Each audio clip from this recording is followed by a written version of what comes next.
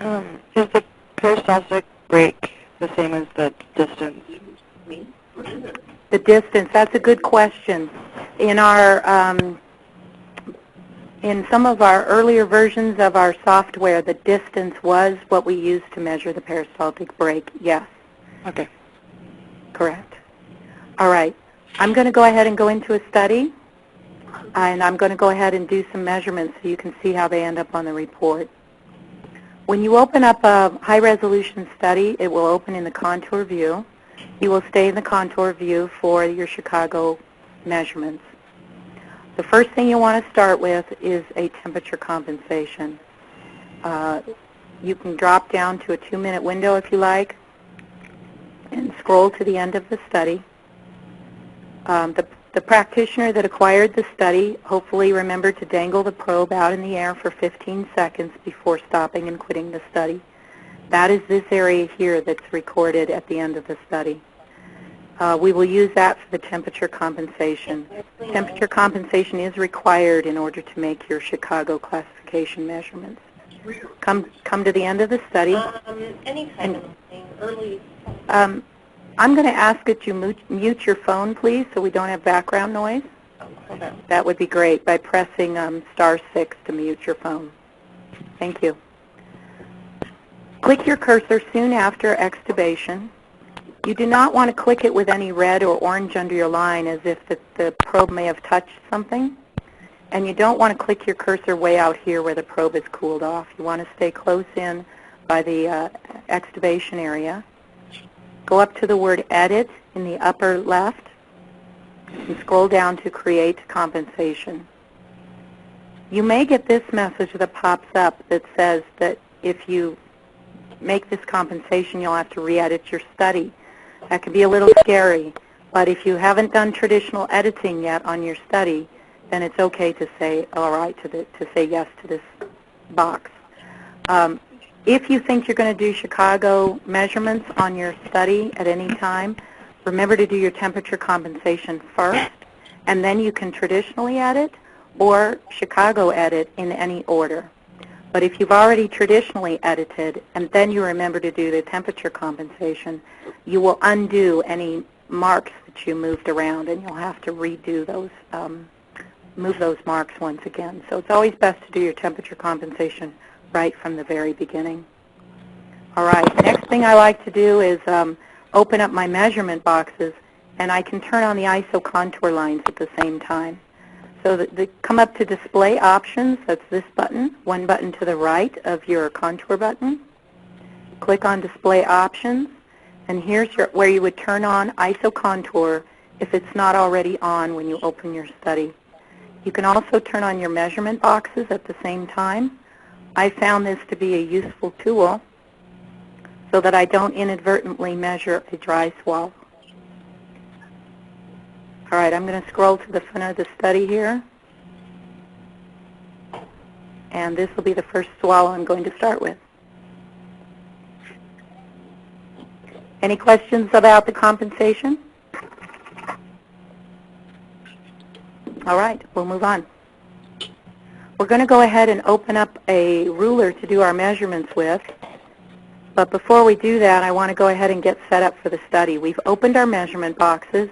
And again, this is just as a guide so I don't accidentally measure a dry swallow. The next thing I do as a helpful guide for my eye is I move these LS event lines from the beginning of the box where they started. I scoot them into the onset of the UES relaxation.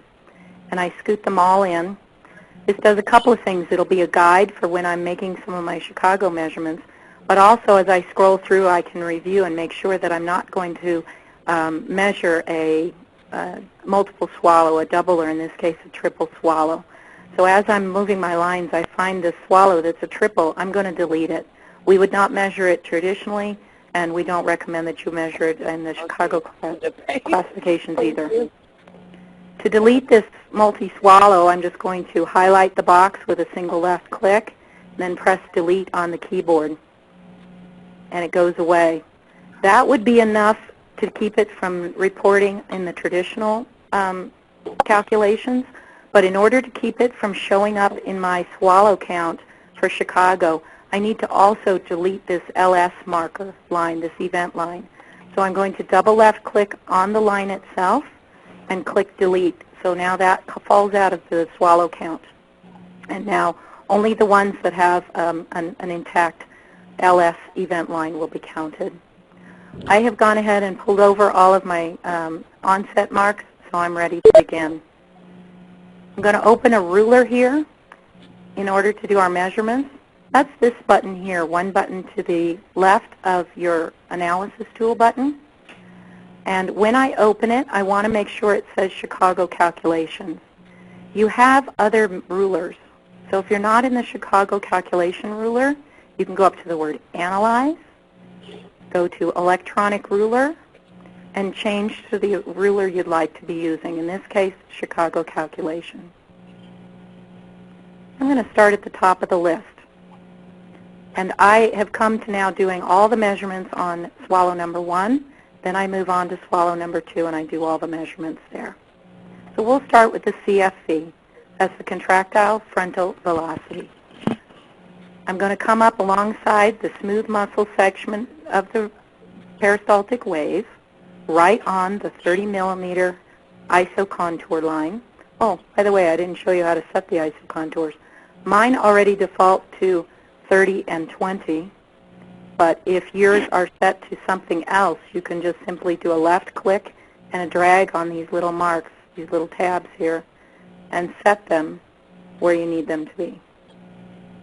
So 30 for the black line, 20 for the blue line, and you don't have to mess with those anymore. They're set the way we need them. So right along the 30 millimeter isobaric contour line, alongside the smooth muscle section of the peristaltic wave, I'm going to do a left click, and I'm going to drag. You see I have a line stuck to me. I'm going to drag down to the contractile deceleration point, or the CDP, and let go. My measurement shows up there, and if I like it, I'm going to hit this little clipboard right here to log the results. I know I've successfully pressed the button because all the clipboards are now lit up. And that's the complete CFV. I'm ready to move on to the next measurement.